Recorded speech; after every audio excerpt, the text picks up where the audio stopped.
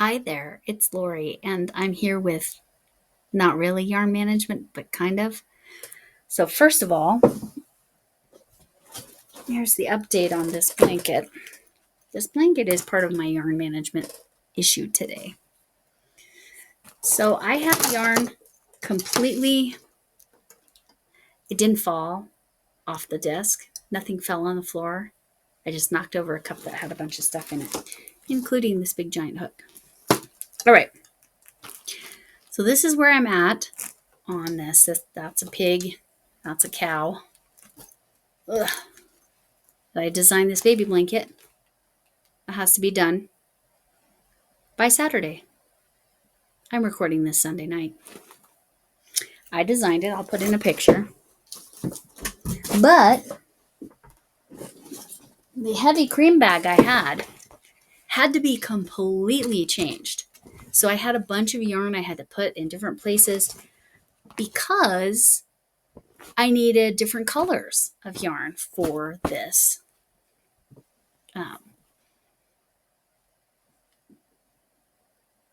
For this project. I mean, it became these other colors completely. So, yeah.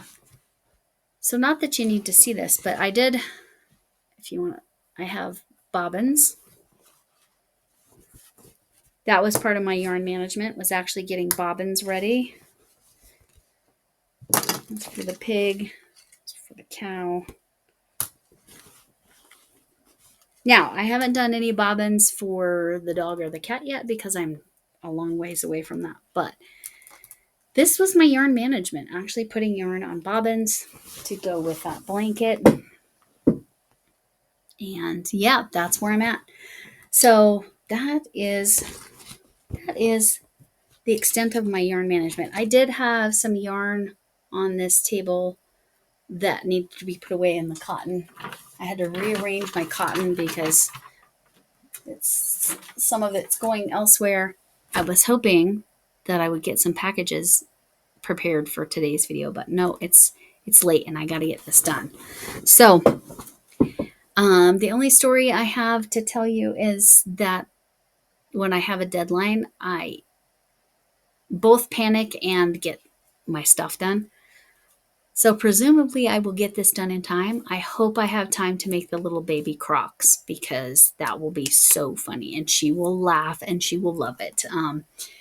But again, I've known this expectant mother since before she was born because her mom and I were pregnant together at the same time.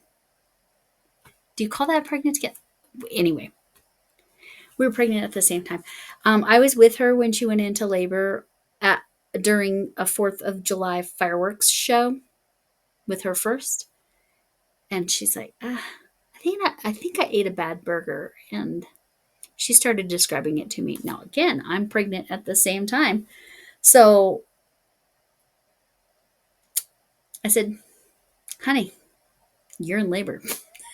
So because it was a fireworks display, thousands of people, they had to get a police escort to the hospital.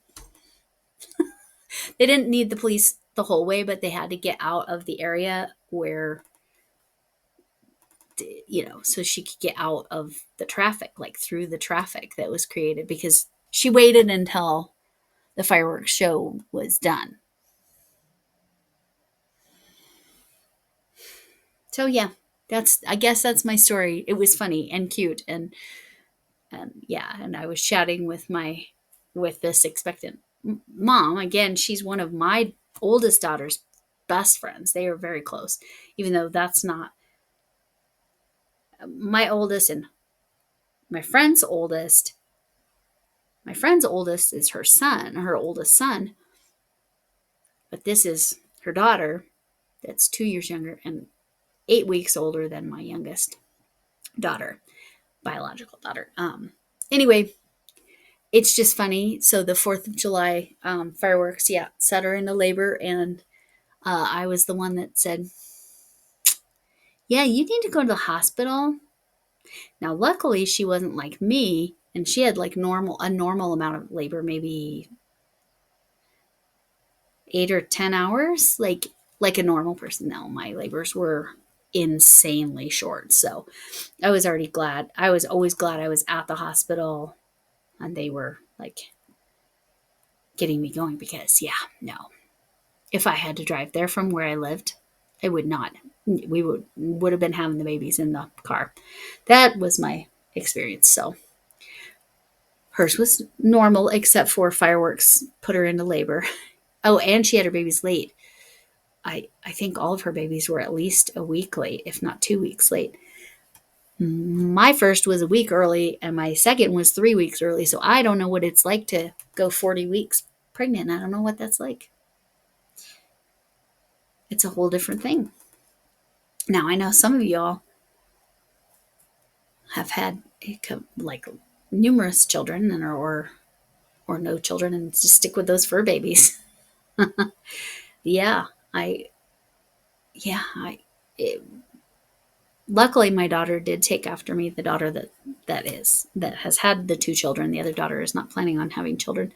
Um she took after me. She wasn't as insanely fast, but she had very, very, very short labor. So her, she got those genes from me, thankfully. Apparently, my mom had pretty sensibly short labors too. So I guess it comes from her. But I am talking about that way too much. So anyway, my yarn management is changing out all the yarn in that heavy cream and then putting all the yarn that was in that heavy cream into my bookcase. This bookcase over here. So I had to do some major rearranging. It's part of why it's not. I mean, I literally just did this a couple days ago, but part of why I moved all of my menagerie yarn over to the other room is, first of all, there was a lot of it and I needed to put it in containers into its own container and have its own shelf. But I needed room on this bookcase because this is the yarn that isn't part of heavy creams, and I'm not even sure what I'm doing with this yarn. And I figure if I see it, then I'll remember it's there and maybe it'll inspire me and I'll make something. Like I need more projects, right? As you all always tell me. As if I need more projects. Anyway, sorry about the 3-hour live. Thought it was 2 hours. That was funny because, yeah, little timeline there. But y'all are amazing, and thank you. Specific shout out to Crafty Witch 232, and thank you, Camille, for joining. And the Groves Bargain Emporium, I think that's the whole name. Steph, thank you so much for the two of you, Crafty Witch and well, Camille is the main reason I've gotten to where I have been, but Crafty Witch and 232 and Steph from the Groves Bargain Emporium helped me to get to 600. So over the 600 mark. So I really appreciate the support, and thank you all for my regulars. You know who you are. Long Cool Woman, Going Green Mom, Margaret, Linda Snyder, all y'all. I Armchair Chef. And like I said, Camille certainly got me headed the right direction because I'm almost to 2 years. 2 years in August. 3 years?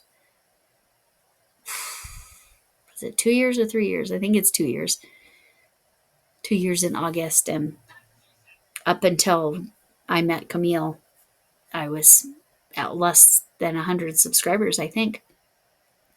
So thank you, thank you, thank you. Thank you for all the support and love.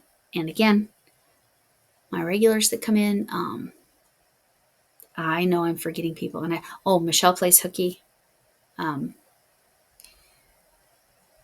I know I'm forgetting people, and I apologize because I know some of you are here regularly crocheting around New Zealand. Trish, Tina, Hooking Good with Tina or something like that. I'll link everybody below that I can think of. I'll at you. Anyway, uh, thank you so much for all your support and not my normal yarn management. I apologize for that. I mean, I could show you, but it really wouldn't mean very much. But that's really dealing with this blanket and getting it done is the priority. But it did involve a ton of yarn management because I had to switch around all the yarn that I was using, find space in the bookcase, figure out where it belonged. Yeah, it's all good now.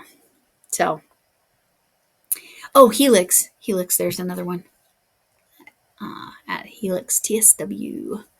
Anyway, I appreciate you all and thank you so much for coming on in and listening to me